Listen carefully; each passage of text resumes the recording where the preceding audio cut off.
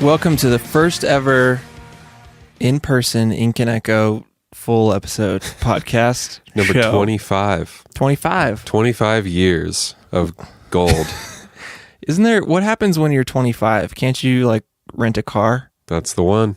Nice. Ink and Echo can now rent a car.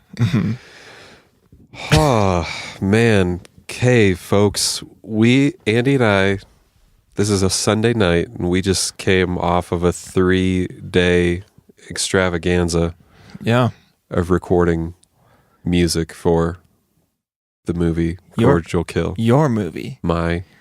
Your film. Your baby. My little baby, Cordial CK Jr. Yeah. And man, went real well. Yes.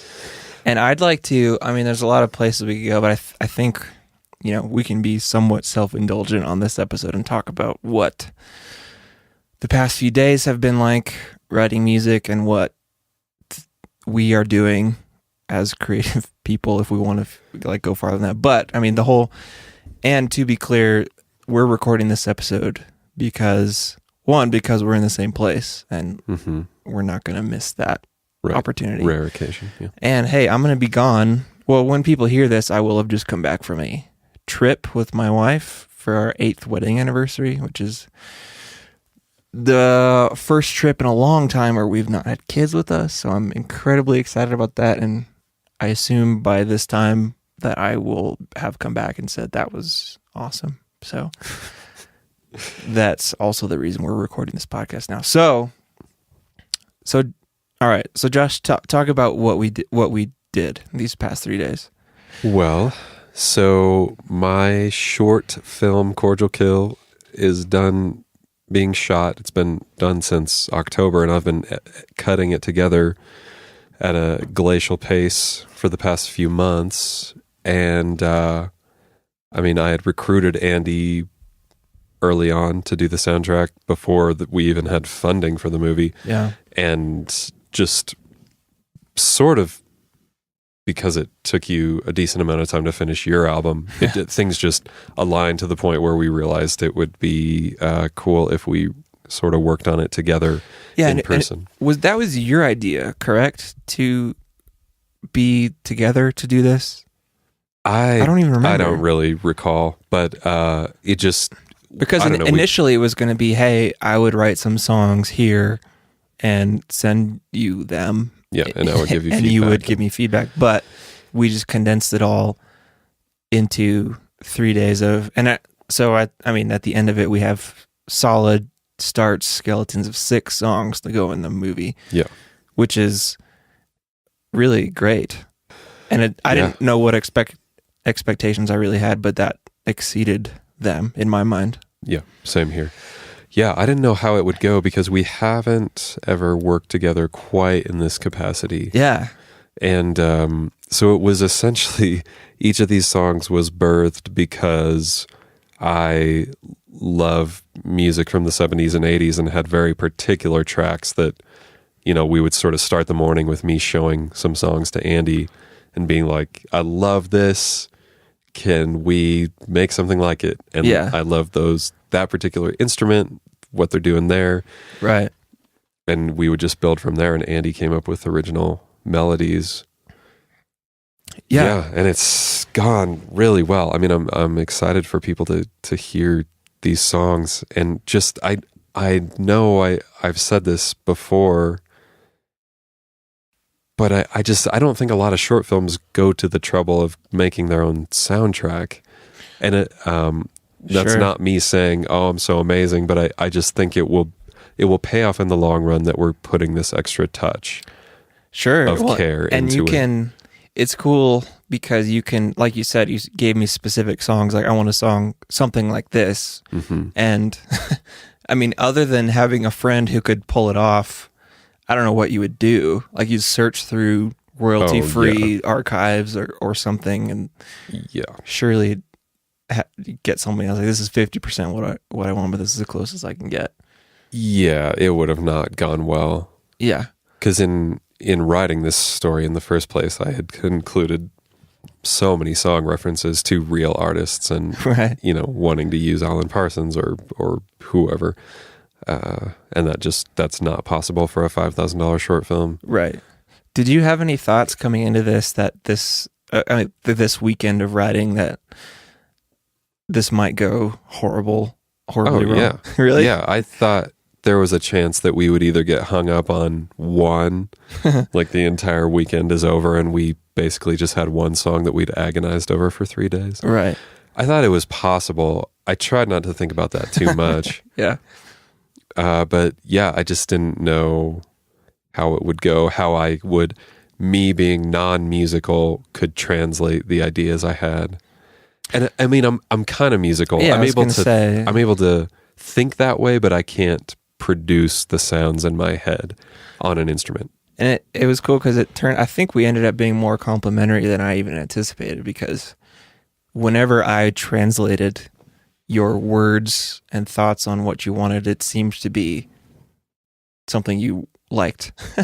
Yeah. And it made me excited too, because I mean, this gets into a bigger conversation about, both you and I are doing things where we're alone for the most part in our creative fields. And it made me, it's a lesson I seem to keep learning, but I had more fun this weekend doing music than I've had in a long time. And it's because my job was to translate some words or another song that you brought and turn it into something original. And I sort of forgot how exciting and fun that is to me. Because I've done that previously for, I've produced Alex Suggs' album or Levi's album or different things like that. And it's the same thing where they say, I want something that sounds like this. And I'm like, well, okay, well, here's some options. Let's try this and this. And then it's a positive feedback cycle where we kind of end up at a place where we're both stoked about what's going on. Right. And so I just haven't experienced that in a while, and it makes me happy, and it makes me want to figure out how to do something like this more often going forward, or add more people to what I'm doing, so that and I don't know. So what would you say about, is it like our complementary personalities? Is it our complementary talents? Like you had a vision and I had the technical skills to pull it off. Like why did this work so well in your mind? I think that, I have a particular vision and you have the musicality to pull it off.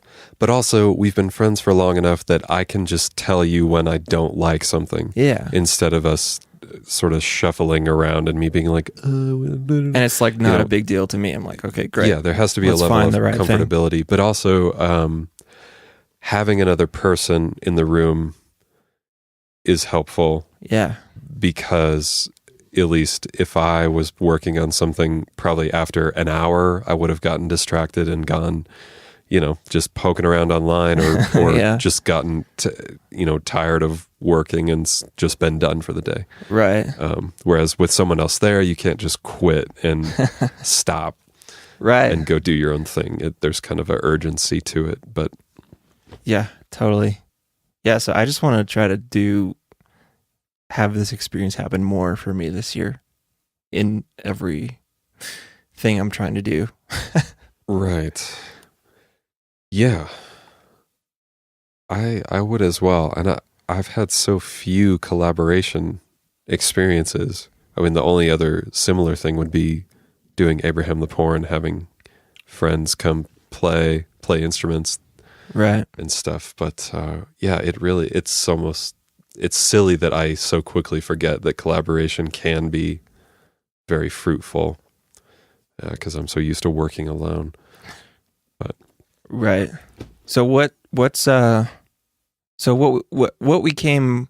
So I mean, I think it'd be fun to get into some specifics here, just for people who are interested in creative things. But what we ended up with was nothing final at all. So a lot of songs are either like, here's an A and B section, here's some programmed drums, here's some, sketchy guitar that the general riff is there, but it needs to be redone.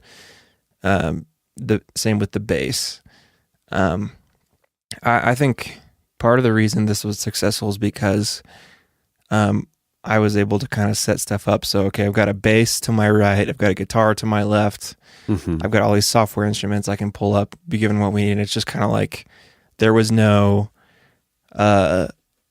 like, okay, you want to do bass now? It's okay, let me tear this stuff down and then plug this in, and now we got to do that. It was all accessible. I really wanted to be as quick as possible, and like sometimes we would start with a drum part, sometimes it was a guitar part, sometimes it was something else. Rhodes sound. Yeah, totally. So I don't know, like for me, that was, I knew going in that we needed to, it's, you know, it also helps too that you were here for 3 days. You took time off work, drove down here 6 hours. So it's like, well, we've got to have something to show for our time. So even beforehand, I was like, we've got to be able to do this quickly. And I even said at the beginning, I was like, we're not going for, and I'm sure you knew this too, but we're not going for final polished, complete parts or songs or anything. It's just, you know, get the general, build the song up as much as possible. Here's an A, B section, here's some cool transitions, and then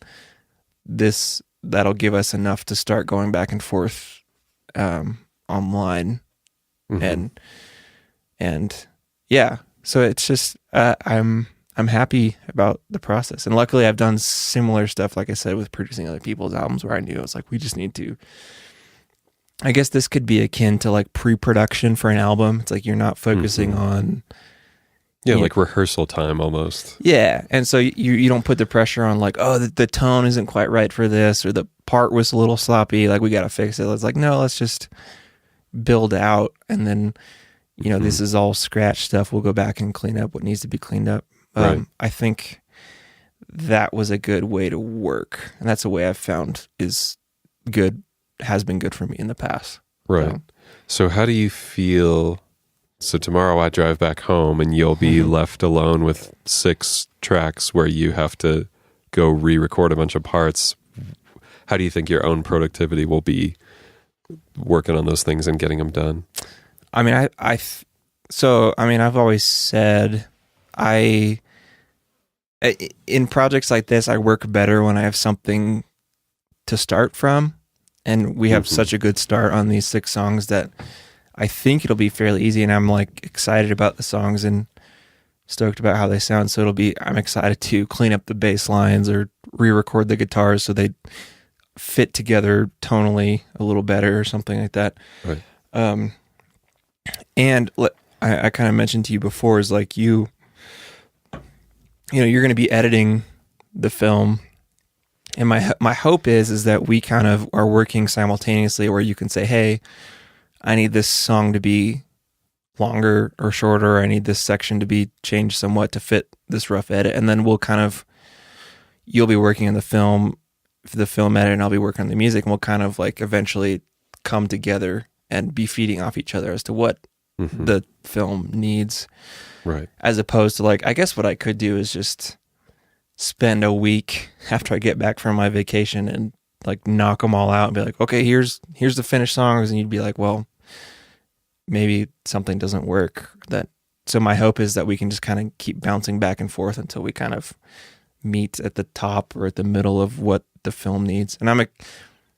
And it's cool because, you know, when we were initially talking about doing this film, my thought was like, well, I'm just going to be throwing you ideas kind of without any reference. I know you sent me some Spotify songs and stuff to reference, but it was like I would have just kind of been pretty in the dark in terms of starting spots. So now I feel like I have no issue, and I'm actually surprised how good this song sound, even just being scratch, guitar, fake drums, cheesy stuff here and there. But it's like it sounds better than the things I used to spend hours on, you know, years ago just to make it, you know, it's coming together really well, I think. So. Right. We keep teasing people talking about these things. I mean, maybe we could just plug in a sample, just one for the show to show, okay, this is not a final version of the song, but this is just a rough cut. This is what we accomplished in 3 days. Okay. So pick a song. Which one do you want to showcase here?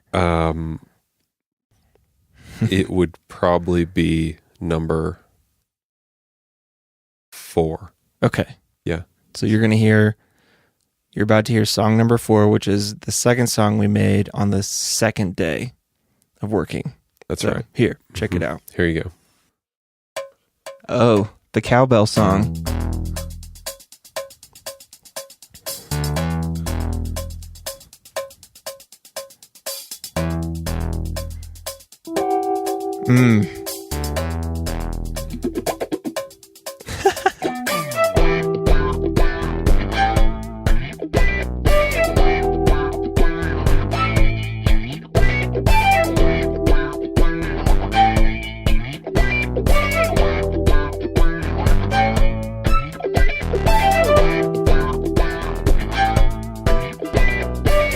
Yeah, that one was super fun.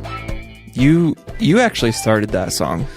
I left you with a bass patch and went and had lunch, and then you were going bow, bow, bow, bow, bow. Right. You did that yourself.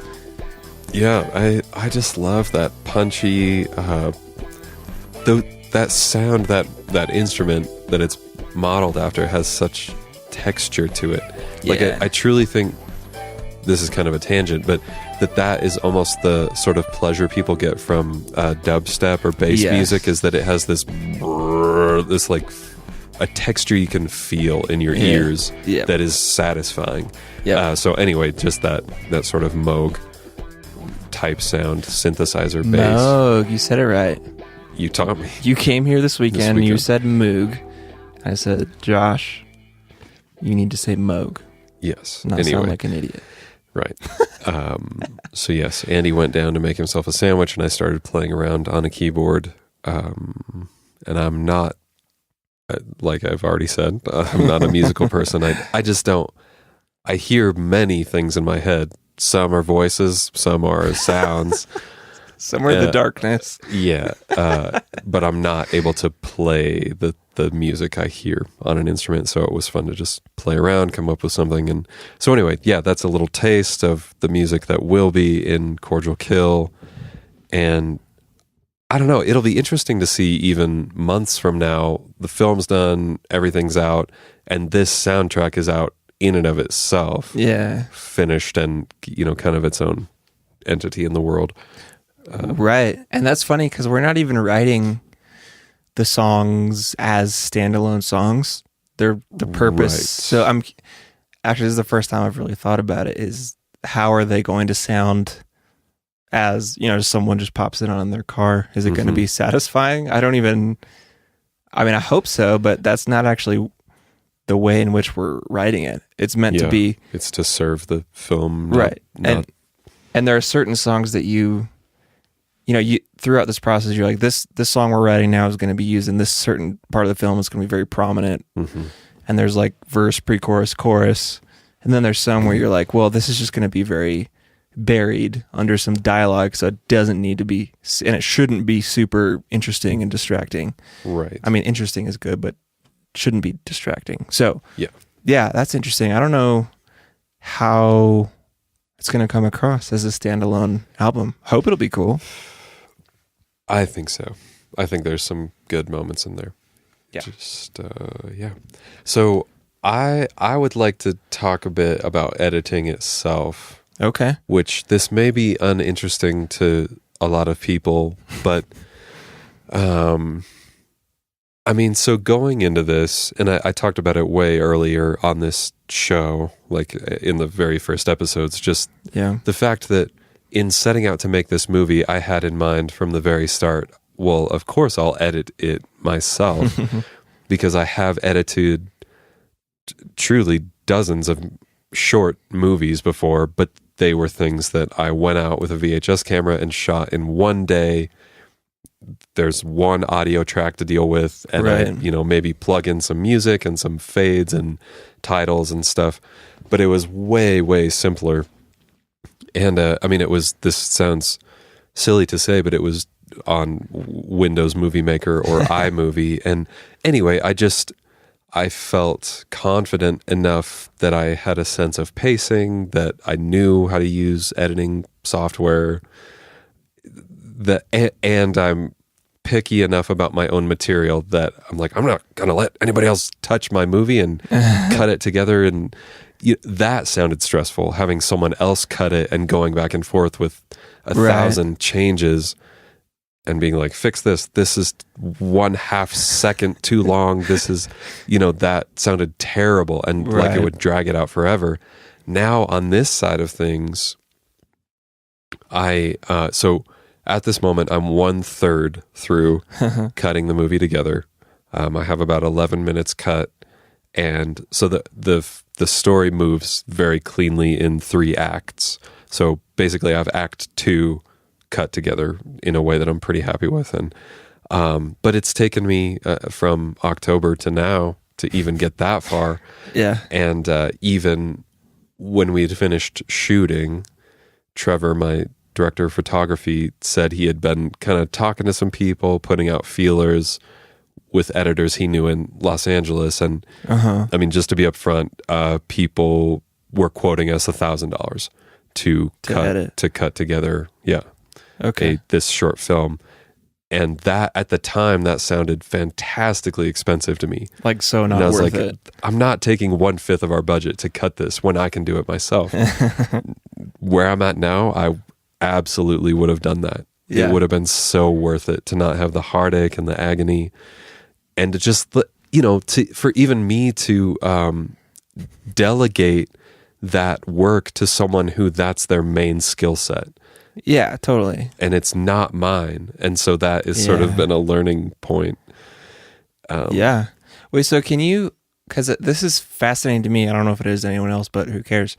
Like, because all I know of, the videos I put up on YouTube, it's one shot, one audio track. Yeah. There's so, I mean, I feel like it would be interesting to me to hear you go into more detail on why is it so heartbreaking and agonizing? Mm-hmm. What is going on in the edit? Right. One is the amount of footage, which I think I've talked about before. And I don't know, anyone who is a solidified filmmaker is probably tearing their hair out and it's just like, stop being a baby, you little whiner. But so a 2 terabyte hard drive full of footage is no small thing to sort through for one person. And there's a lot of dialogue in my movie, so we were taking 15-minute takes a lot of the time. Sometimes they were maybe only 5 or 7 minutes, but if you think about it, if you're sitting down to work and you have to sort through 7 takes that are all 7 minutes, that's a lot of time. Good chunk of time to just be watching, let alone before even doing any work. Exactly. Yeah. So that's been one element. Another is that there are 6 audio tracks happening. Okay. So, and to be frank, I don't even understand how that is possible, but so I mean, myself and the other actors were all wearing lav mics, which is like a little, for people outside of the audio world, it's just a little clip-on mic that goes on your chest underneath your clothes. So there's a separate audio track for each of the actors. Yes, separate audio for each actor. There is a boom mic that is over your head that's outside of the shot, and then our audio guy even had other little microphones that he would clip around the room out of sight. So there's many tracks of audio, and the audio is not clean in every take. There's parts where, a shirt would rub against the mic and it would be like, in the middle of a take. So obviously that's not usable. So it's having to work around that. It's having to work around the fact that since I was acting in the movie, I was not going back and watching every take. Like the pace of the day, we just had to keep moving. Right. So, in my whole movie, there's only 4 actors, but, in one take, a guy might be taking a drink, and in the next shot, it's set down and the drink isn't even full. Continuity errors. Right. And especially with our bartender, he's across the room, or he's behind the counter, or he's, whatever it may be. And little mistakes like that can really break a movie apart. And there were things that you didn't notice in the filming that just you weren't able to see that would be a weird continuity issue. Yeah, because ordinarily in a full production film, there's one person who their entire job is just to pay attention to that stuff. Oh, okay. And it's not even the director. It's just, Director it's usually of continuity, the DC. I don't know. I mean, it depends. But there's a script supervisor who's like making sure dialogue is on track. The SS. Yeah. And there's someone who's just in charge of making sure people do the same movements every time, or people are in the same spot when they're saying that particular line. And so all these things, just because the pace of the film, because of the fact that I'm a new director and didn't know what I was doing, all of that just got exponentially more messy. And it's not, the majority of people might not even notice stuff like that. But for my own sanity and wanting to put out something of quality, want to keep that as much at bay as possible. So that was a real long answer. But those are the sort of obstacles where normally there should have just been me, the director, and then there's a separate person who's an actor, and there's a separate person who's script soup, there's a separate person who's continuity, separate audio person, separate all these things. Like you're doing all of that. Yeah, which isn't me saying I'm cool. It's actually me saying I'm an idiot, and I very much wish that's detrimental to the film. But it's just slowing it down. Yeah. So I don't know. On the one hand, now I know a lot of things that going into my next movie I won't do. And that's great knowledge. I mean, that's just as valuable to know as kicking ass the first time. It probably wouldn't have been as valuable if you'd have done it all right. Yeah. Not to say you didn't do it right. You're just like it's all about the pacing at this point. Like it's having to do so much work on the back end that you wouldn't have had to do. Right. And I really am learning delegation is such a good thing.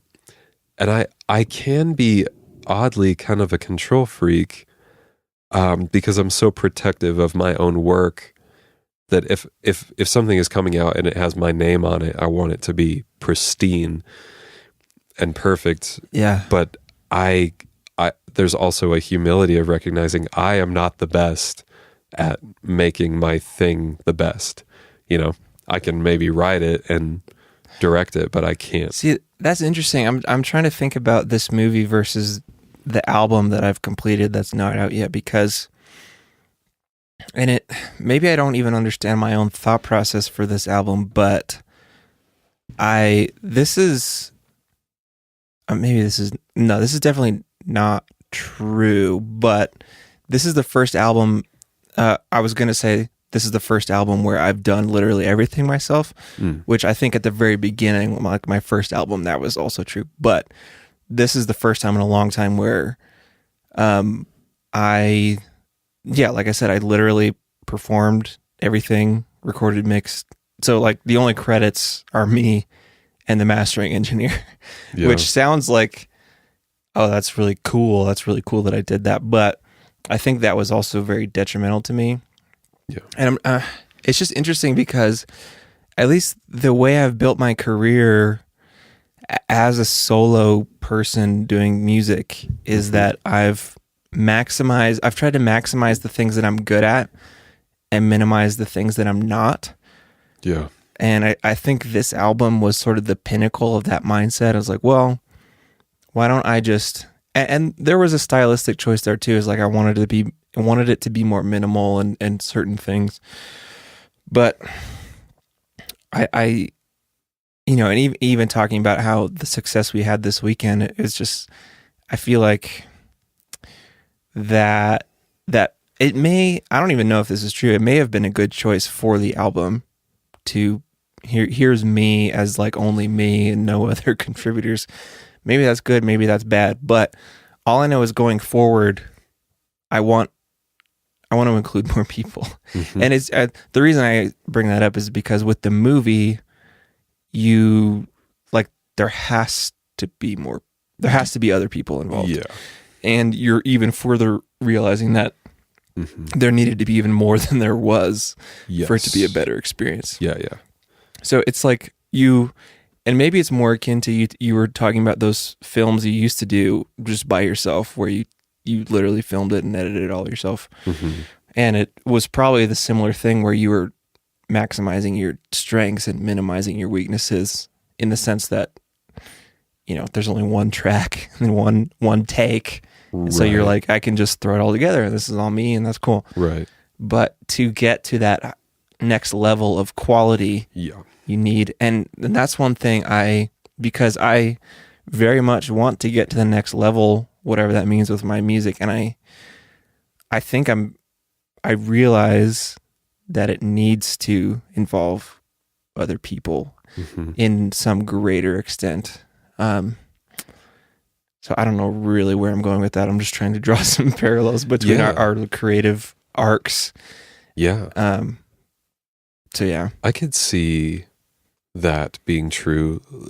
That I don't know. It's sort of that you are capable of doing all the parts, but maybe, right. I mean, some great things could happen because of someone else's input. Yeah, exactly. That you would have never thought of. Like all the albums I've put out, there's never been any, like what we did this weekend, there's never been any of that, like someone else saying, oh, well, what about a part like this?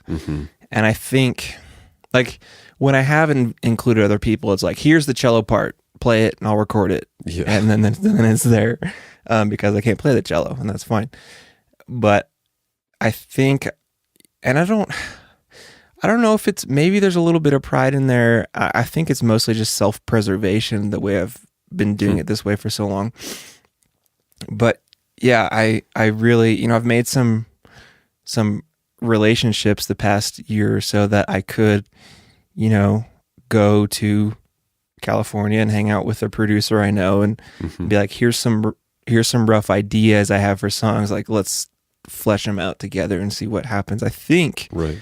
I mean, 90% sure I would come out of that being like, man, this is better than what I could have done. Right. And I'm stoked about it. And so that's what I want to go for this year somehow is that. So that's, I feel like I made that about me when we were talking about you, but no, that seems, I had never thought about that, but that seems like the next logical step for you. I mean, even, producer, or you could, just a hypothetical next Lowercase Noises record, you bring in a drummer and a bassist and, to not just hired guns, but people who spend a little time rehearsing with you, right, and coming up with parts that they write themselves. Yeah. And that would add a whole different dynamic and, just take it to some interesting places. Yeah, totally. I was even thinking, I don't know if it would work, but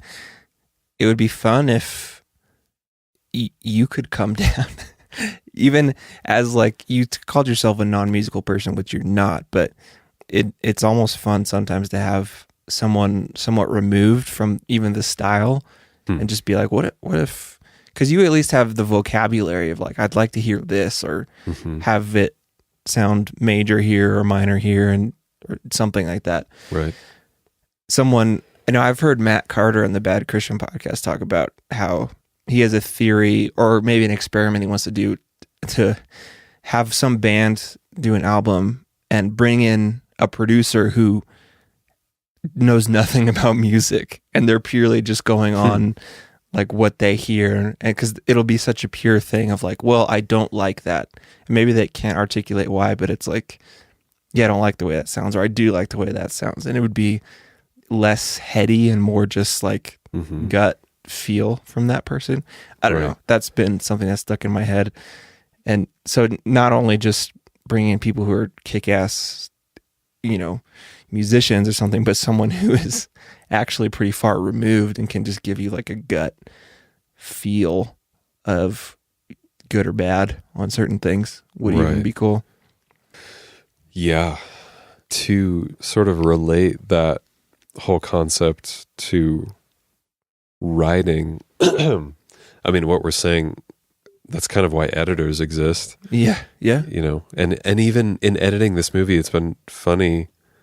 Trevor has made some contributions to where, just having an outside party. You'd like this in the script or the writing? Is that what you're saying? Well, both. Yeah, okay. Before we shot it and in the editing itself. Before we shot it, I can't exactly say what he said because it's a spoiler, but basically he said we need to tease the element that there is a gun in Jermaine's pocket earlier. That in and of itself is not a spoiler. Sure. But just one of the characters, in the movie somebody's going to get killed. That's kind of how it's all set up. But he was basically like, the viewers need an indication earlier on that there is death impending. Imminent, yeah. Yeah. And so because of that, I wrote in, this little moment where Jermaine like pulls his cigarettes out and we get a glimpse of the handle of the gun. And that's interesting because this short film is coming from a story that you wrote that you didn't think it was going to turn into a short film. And so it was written a certain way. And you probably would have just said, okay, well, you just kind of one for one take the story and now it's film. Yeah. And maybe would not have thought that needed to happen. I never would have thought that. Yeah, at all. And on the editing side, not to dwell on this, but just I had shown him a cut before the one that I showed you. And he's gave me notes on a specific moment of just like, I think you need to hold on that to build the tension and then you break, because I basically had it cutting back and forth Super really fast. Really fast between this moment of dialogue between two characters. And he was like, just let it sit and build the tension. And then the release is when you cut to a different angle. And I was like, oh my gosh, he's absolutely right. Like, I thought I was Mr. Master Filmmaker over here who's watched 1,000 movies, but he's completely correct. And that just little things like that are so valuable. Right. So, yeah. That's awesome. Well, I think maybe now is the time we should hear from our sponsor, and then we'll move on to something else. Yeah, let's hear it. Okay. Hey there, folks. I'm Dr. Gary, and this episode of Ink and Gecko, or whatever it is brought to you by my brand new counseling and psychiatry talk program, Gary Gets to the Goods. Now, I've been studying and practicing human psychology for over 30 years, and my new television program will help depressed and mentally hindered guests to get the help and support they need. Now here's just an example of my magic at work. I just been struggling with work. I hate coming home because the wife and I are always fighting. The kids are out of control. I go to bed unhappy. I wake up with dread. Dr. Gary, what am I missing here? Steven, I want you to listen to me.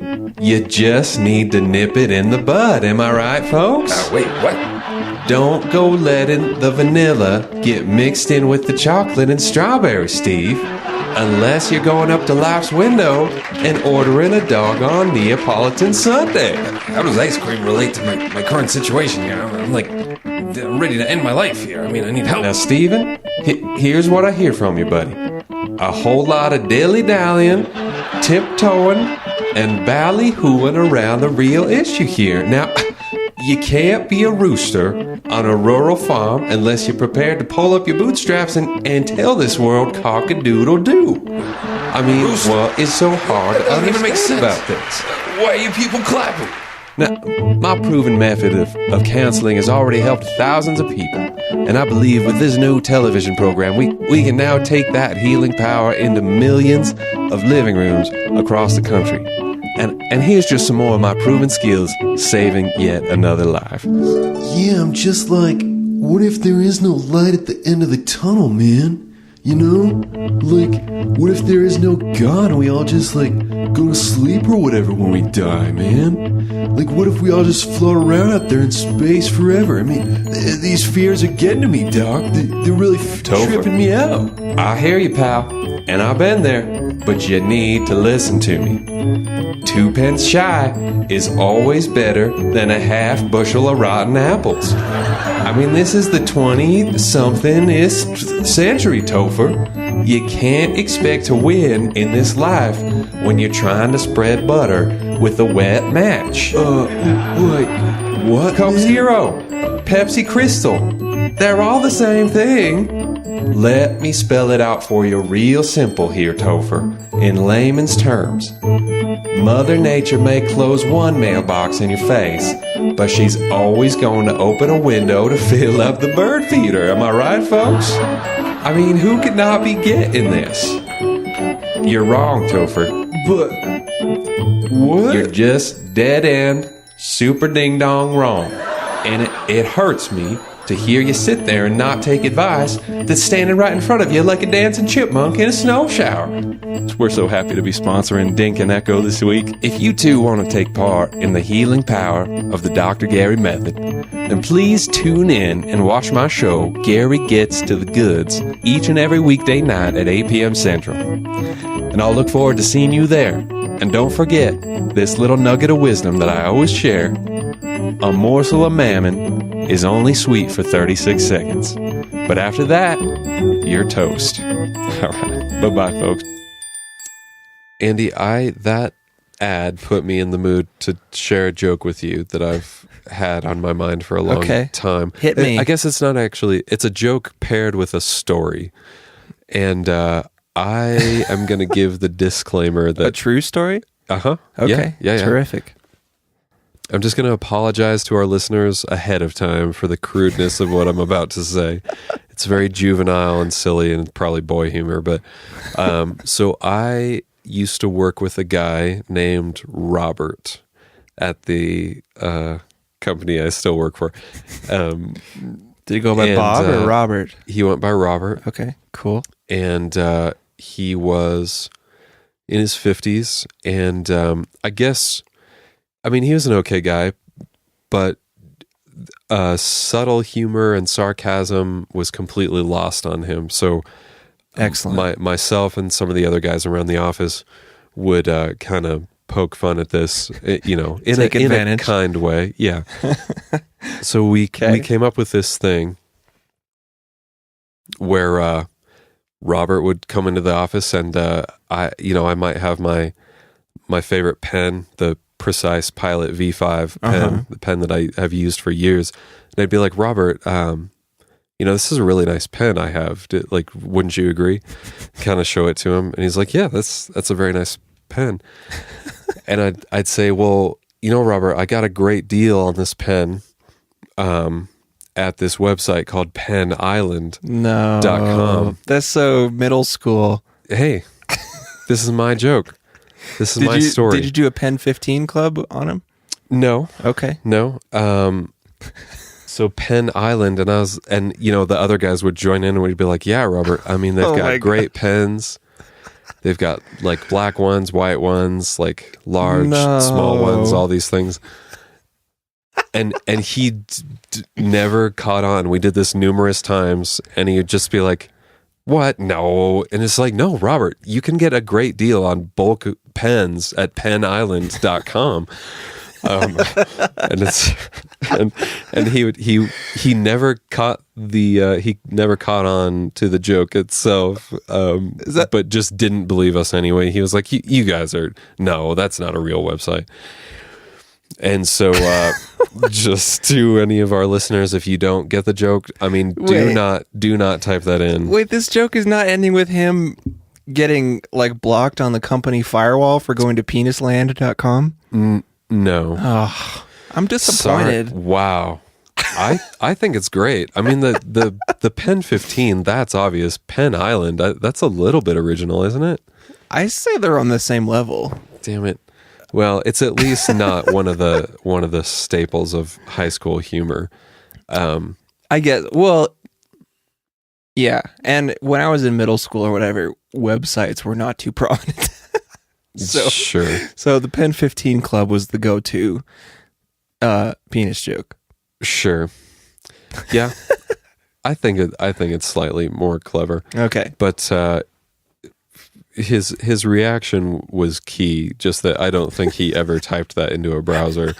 But just the fact that he didn't get it ever, okay. we just kept going. But was he the kind of guy that if he did type it into his browser, would he admit it to you and be like, "Oh, you guys You guys got me. Oh yeah, absolutely. Oh really?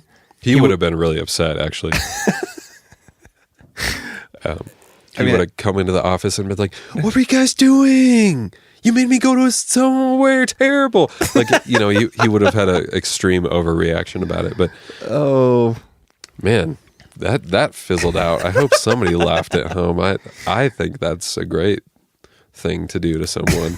to go to Penn Island, or Well, ask someone else to go to Penn Island. To someone who doesn't understand what you're saying, even though you say it over and over. Yes. Okay, here's what I want to do the rest of the time here. Okay. So I've not completely finished it yet, but I'm pretty close to finishing. You were just on the Vinyl Me Please podcast. VMP. VMP. P. Vinyl Me Please podcast, VMPP.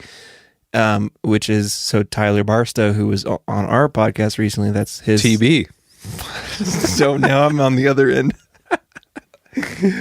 Oh my gosh. Don't take my dumb jokes. I won't. There's only Yeah, room I for won't. one stupid idiot joke. But you kind of mentioned how 2016, and correct me if I'm wrong, was kind of characterized by general paralysis Yeah. on your end. And I would actually say that that's pretty similar for me in terms of creative output. Mm-hmm. And that's something I am making active steps to remedy this year.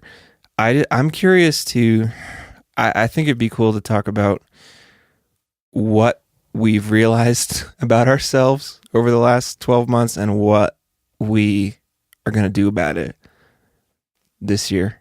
Sure. If that's not something we've delved in. I don't think we've delved into it so directly. Mm-hmm. But you go first. Oh, man. Dang it. As the asker of the question, you have to answer first. Yeah. This is just where I want to be for the rest of the podcast, if that's all right. It is. I've tried to put things in place. Well, what's funny, I was telling Emmy the other night, after being on that show with Tyler, I felt like I said things on there that were not inherently untrue, but I was talking about myself in the way that I would like to be, not in the way that I currently am. And not even the way you previously were? Oh, no, I mean the positive things. Okay. Talking about these positive things I would like to do regularly as if they are currently habits. And yeah, I see. And they're not. I'm not fully there. It's Gotcha. like I have good days and bad days. Sure. Well, But be specific, like what yeah. are the things that you're doing that you're not doing as much as you want to that are helping you? You know what I mean? Right. I mean, even things as simple as I've been trying to go to bed earlier at a regular time and get up early Yeah. regularly, eating better, Mm-hmm. not drinking insane amounts of alcohol. Just there were and still are so many factors that I don't think that just didn't help my brain chemistry, you know? In a physical sense. Yeah. Yeah. And not that I wasn't making these choices on my own, but I don't know. It's sort of like I recognized soon after The Shot, my last book, came out in October 2015, there was a short period where I started to realize, oh, man, I'm really having a hard time writing, even though I just released this thing and I should be presumably excited about writing some more to put out the next thing in a year. But then that sensation just dragged out for another 14 months. Mm-hmm. In a really terrible way. And I don't know, I've come to believe that those physical factors, how I set up my day, they, you know, those do affect creativity. It affects my ability to sit down and put something out, you know, just to sit down and write for a day. Yeah. Because if I don't feel at peace personally, or if I don't feel good physically, then I'm not going to want to put the creative energy towards work, you know? Right. So what are you doing to get those things out of your way? Or what is your plan to? Yeah. Well, just to get more regular, like I said, with going to bed and getting up early, like that is truly that's one of the simplest and also the hardest to maintain. Because I tend to always stay up too late and then just like drag myself out of bed at the last minute before work and rush there, and you know, the whole day is just kind of thrown off because I'm just catching up. Yeah, because you started it behind, kind of. Yes. Yeah. So that is a big one. But also just on the sort of mental health side, I talked about on that podcast just being so worried about other people's perceptions of me, and well, basically thinking that other people spend a lot of time thinking about what Josh Gaines does, and actually they don't think about that at all. Yeah. They're too worried about what they're doing. So to just set that aside, and all that anxiety boiled down to just, if I make something and put it out, people are going to think it's dumb, or they're going to think that I am this overindulgent person who's just like, I'm a writer, I'm a director, I'm an artist, I'm a singer, look at me, like, please look at me all the time. Yeah. And that's not ever what I'm doing. I like doing all these things. Yeah. And I want to put them out. So anyway, I need to stop worrying.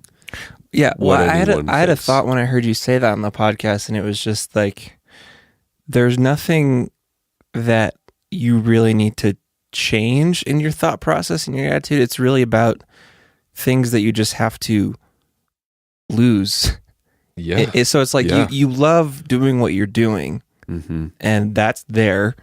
And then there's this extra part where there's this paranoia or worry about what people think about what you're doing. And it's just, it's not that second part needs to be changed. Like, you got to redirect that energy. It's just literally, you've got to remove it.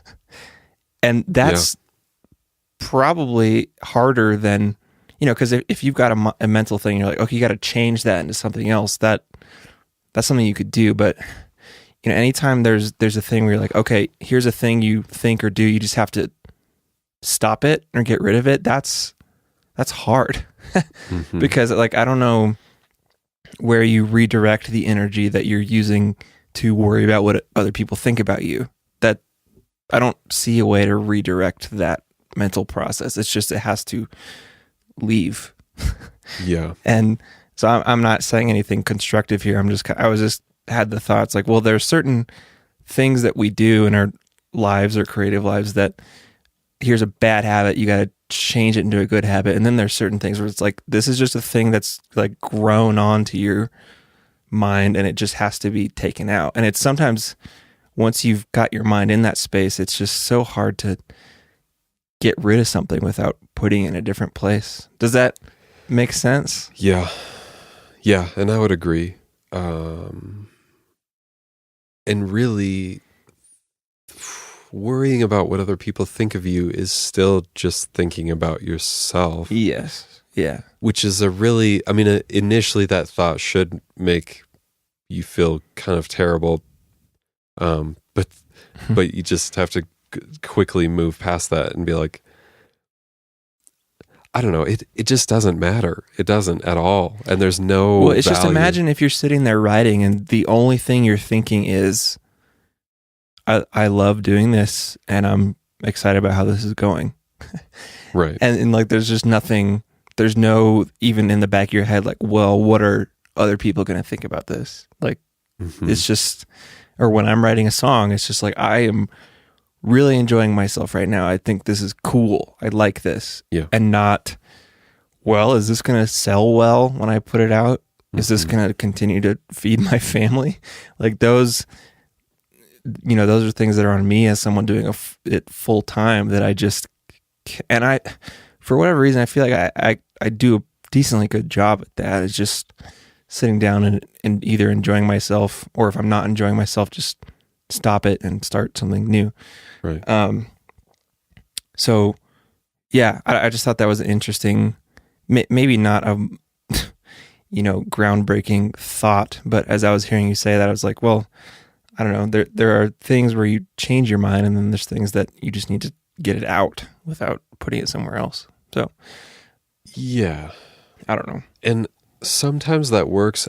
I mean, sometimes my own willpower can keep me going, just writing or making something new. But I don't know if other people experience this, but there are those moments where it's almost like a little whisper comes in. It's just like, hey, do you actually think what you're making is cool? Because actually it's bullshit. Like, actually no one cares about you, and that's dumb what you're making, and you should stop, and you should just, Yeah, and to be clear, I experienced that pretty quite a bit during this last album, but I went back and forth with you about it and had to, the way I was able to bring other people into this album I wrote is that I just sent people I trust, I sent them songs and just said, hey, am I insane here? Like, I think this might be the worst thing I've ever written, and I had to send it to people, and they say, no, it's not. I really like it. And I just had to say, okay.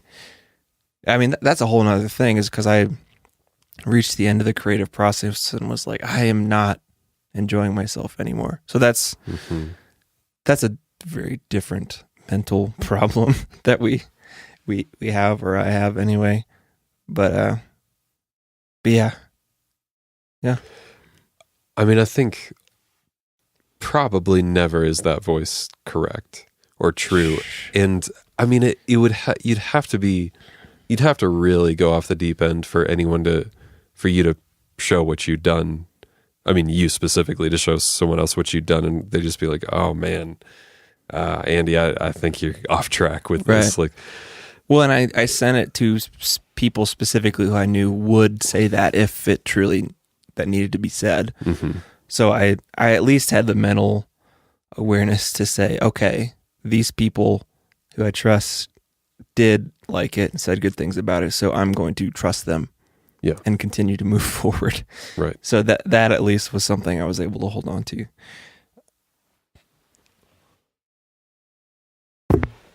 Whoops. Yeah, very much. Yeah. Well, what are you going to do this year to take better care of yourself and promote those creative things, being more prolific and all that? I think it's funny that, like I said last week, I mean, even in the last 2 weeks, there's been a couple things that have stuck in my mind from our conversation with Mark. Mm-hmm. And one of them being, and again, a simple thing, but just, I kind of made the offhand remark that it's like, well, I mean, if you have 5 things to do in a day, you will generally find a way to get them all done. If you have one thing to do, there's, at least in my case, there's lower chances that even that one thing will get done in that day, if that's all you have to do. So part of what I want to do is actually load up my plate a little more with more things to do. Mm-hmm. Just because, I mean, even this weekend is a reminder that for me, it's like we had these 3 days, we had a specific goal, a specific amount of time, and even part of it being like, okay, we had to put these songs together, and also we had to do podcast stuff. We had all these slightly different things to do, and it was fun because we accomplished all of them, and I feel better about myself after these 3 days than I've honestly felt creatively in quite a while. And so, and I think part of that is just that I had a lot to do this weekend. Right.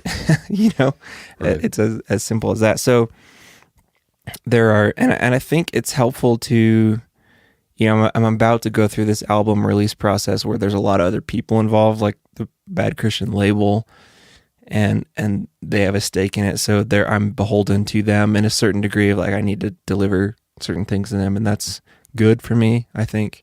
Right. So yeah, I mean, there's that in general. Similar to you, I generally do go to bed fairly early at a normal time, but I have a problem getting up early. Mm-hmm. And one thing that happens is Megan and I are sleeping in the morning. Our kids will wake up before we do. And so our day usually seems to start with us Putting out a child fire. putting immediately trying to shut down an argument or deal with something. And we're just kind of flustered at the beginning of the day. And every day that I get up before they do is always better because I'm like in front of the day, kind of like what you said earlier. So I want to do that. I had a solid period a while ago where I was working out consistently and now I'm not. And I'd really like to get back to that because that helped me sleep better. I've kind of come back to having some sleep issues. I think that's part of it. I've had multiple people from different places recommend that Headspace app, which I know that's one of the things you've been experimenting with. Yeah.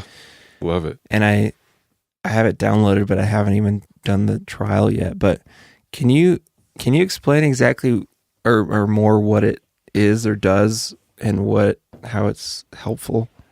Yeah. Because I think because part of my problem with the sleep thing is just anxiety. And I'm awake in the middle of the night thinking of absurd things that I'm anxious about. Yeah. So yeah. Yes.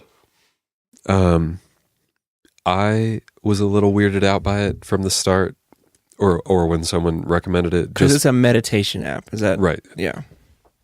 Because I thought it was going to be very Eastern religion, talking to the Buddha or something like that. Yeah. But I've come to realize, at least that in the Headspace form, it's almost purely about getting your body comfortable, breathing regularly and deeply, and sort of the analogy they use is letting your thoughts pass as if you're watching traffic go by. Huh. Whereas in the course of our day, or some people who struggle with anxiety, we tend to grasp onto thoughts and dwell on them for way too long. Yeah. And this is sort of just when you center your body and you're breathing, there is a weird, almost a hypnosis that takes over, even in as short a span as 10 minutes. And it's nothing spiritual or crazy or weird. It's like physiological. Yes. Yeah. Yeah. You're forcing your body to just be still for a moment, and thoughts will come in, but they kind of train you to just sort of, you acknowledge that thought and you let it pass. Like whether that's good, angry, the spectrum of emotions, whatever comes into your head, you just let it move on. And even in only meditating 10 minutes a day, then for the rest of the day, those sort of practices stick with you to where you'll notice getting kind of offended or upset about something and just being like, well, no, actually, I'll just let this go. Right. I'll just let it go. Do they recommend you start your day with it? Is that... So there's no prescription on that. Yeah. My assumption is most people kind of start the day with it, at least within the first hour or so. Gotcha. And that's what I've tried to do as well. And have you noticed those positive effects? Yeah. Really? Yeah, absolutely. I mean, even what I'm saying is more from my own experience than what they sort of say will happen. Huh. In what way? Like... letting thoughts pass. Yeah. Okay. Things that I've taken note that things that would normally upset me for a while, I'm able to just let them go because I realize there's no value in sticking around there. And even when you sit on those thoughts, there's a physical tension that sets in. Yeah. In your shoulders, or you sort of like get angry and worked up about it, and there's nowhere to put that energy. Well, if you never get to that intense of a point in the first place, it just makes everything so much simpler. Right. So, yeah, it's been very advantageous for me. Maybe what I should do is I should start it after I get back from my vacation, which would actually be the day that this podcast comes out. Yeah. I should attempt it then. Yeah. Yeah. Right. Great. I'll do it. Please do. Okay. Yeah. Well, hey.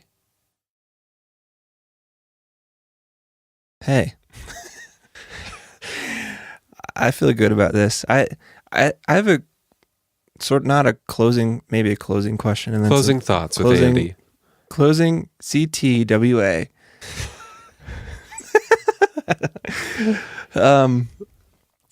What is this podcast about? I mean, I don't want to talk about our podcast too much on the podcast, but what are we doing here? It has continually changed for me. Like a chameleon, like the dredge symbol. It's just a amorphous entity. At this point, I want to talk to as many different kinds of people as we can. I want to, which is different than when we started. I thought I would mainly want to talk to musicians and like creative, famous people. Yeah. Now I want to talk to like, some people who would have views on life that are very different from ours, that would kind of expand our thinking. Right. Because I feel like even given my career and my life, I have a very much a bent towards, I want to talk about the creative lifestyle. Sure. And it seems like we've gone bigger than that in certain instances. But, and the reason I bring it up is because I do want to, I feel like, not that I'm disappointed in engagement from people or whatever, but I'd like to, so part of the reason I bring this up is because I want to let people know, it's like, I'd really like to hear from people about what they think of this show and what we're doing and what people they'd like us to talk to or types of things they'd want us to talk about. Because I feel like we haven't mentioned in a while. We really do. And I think it's an interesting point that I keep in my head is that when I'm creating art, I'm doing it for myself. I'm doing the art that I want to do. And people can't tell me what art to make. I'm going to make the art I want to make. But this podcast is conversational. We're dealing with human beings and life. And I would like to hear some input about what we're doing, what's helpful, because I know we've gotten a few things here and there about people who are like, this thing was really helpful to me. And we're like, wow, that's not anything we meant to be helpful. We were just kind of being ourselves or whatever. Yeah. So I just like that distinction between not that this podcast isn't art. I don't know. You can define art however you want, but I do want to hear from people. So I just want to say, like, there's a contact form on our website. It's inkandecho.com, or you could just email us at podcast@inkandecho.com.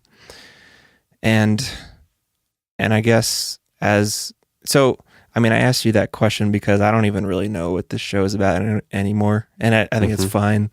And I know we have some thoughts and things we want to try differently in the future and some things to experiment with. But I do want to hear from people. And, even as we've kind of talked about our problems with social media and we're not as responsive as other podcast hosts or anyone on social media, like we're still listening and want to hear from people and stuff. Yeah. So that's, I don't know. I just feel like I wanted to say that. Yeah.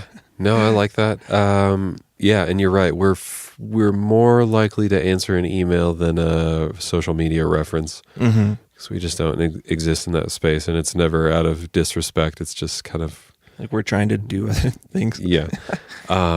Yeah. No, I like that. And we do want to hear back from people. And I see in my own thinking, I feel like I've said this phrase to you, but to you, Andy, personally, but not to our listeners.